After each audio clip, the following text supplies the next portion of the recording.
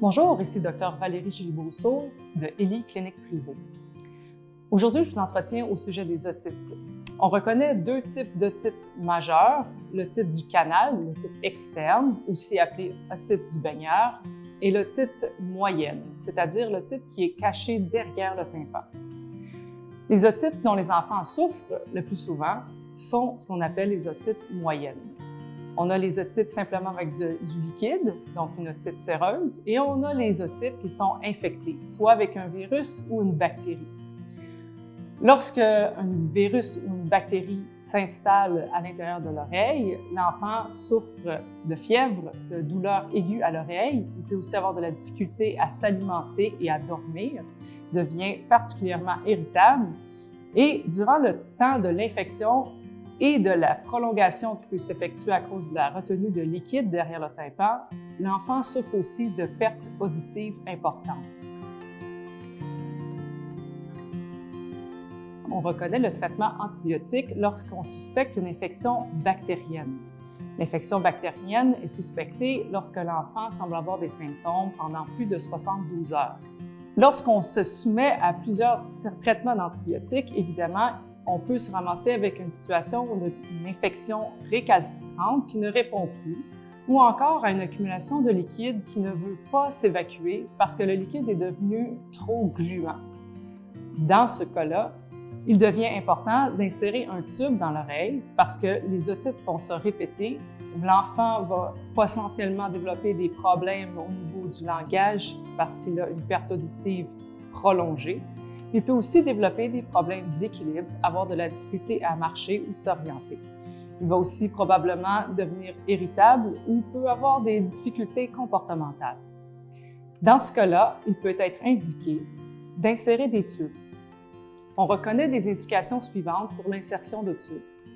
3 otites à l'intérieur de 3 mois, 4 à 6 otites par année, ou encore des problèmes de la parole avec otites répétées, ou encore des problèmes développementaux avec otites répétées.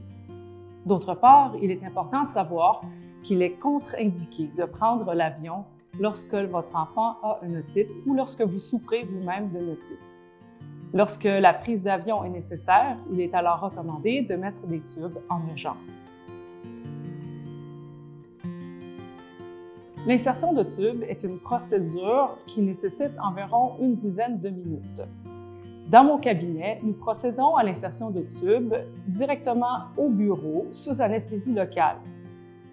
Nous sommes dans la possibilité de faire cette procédure au bureau parce que nous sommes équipés d'équipements chirurgicaux de haut niveau à l'intérieur même du bureau. Ce qui veut dire que contrairement au système public, nous n'avons pas besoin de faire d'anesthésie générale pour votre enfant. Votre enfant n'a pas besoin d'être à jeun. Et la procédure est beaucoup plus courte. Au lieu d'attendre environ 1 heure à l'hôpital avec la salle de réveil et la procédure post-opératoire, l'insertion aussi d'intraveineuses préopératoires, nous pouvons faire la procédure en toute sécurité au bureau. Les études ont démontré que la procédure était très bien tolérée autant chez l'enfant que chez l'adulte et qu'elle comportait plusieurs avantages, notamment l'absence d'anesthésie générale et de médications supplémentaires, et permettait aussi de rétablir les otites aiguës de façon très rapide, puisqu'après l'insertion de tubes, l'otite est effectivement retirée de l'oreille et les gouttes servent de traitement antibiotique directement dans la cavité de l'oreille, ce qui permet de cesser tout traitement antibiotique. Lorsque votre enfant a des tubes, il est possible que votre enfant fasse des otites quand même. C'est-à-dire que le liquide nasal ou les sécrétions nasales peuvent remonter la trompe d'Eustache et se loger dans l'oreille moyenne. Dans ce cas, l'oreille va se mettre à couler.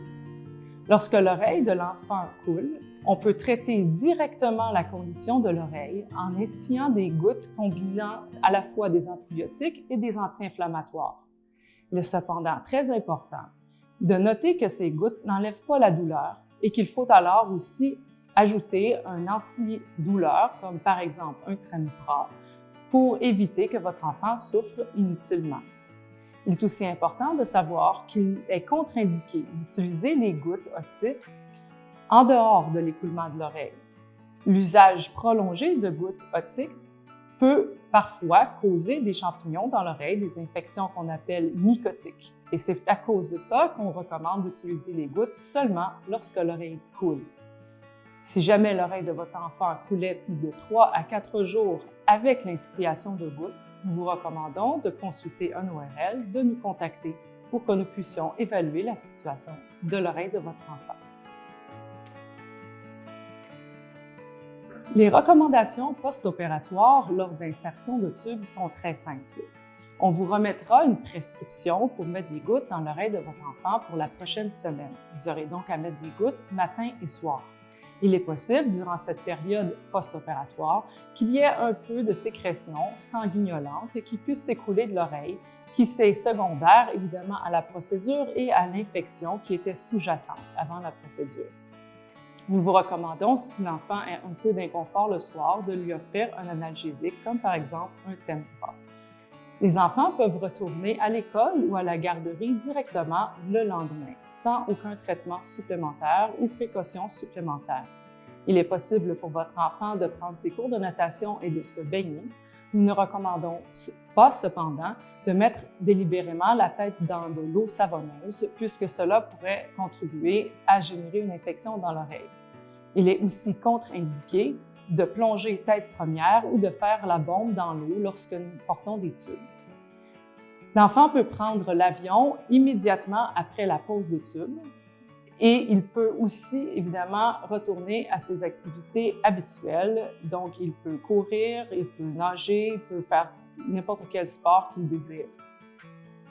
Au point de vue des suivis, nous faisons des suivis aux 6 mois. Pour nous, ces suivis sont très importants puisqu'ils sont recommandés par les associations ORL et les associations pédiatriques.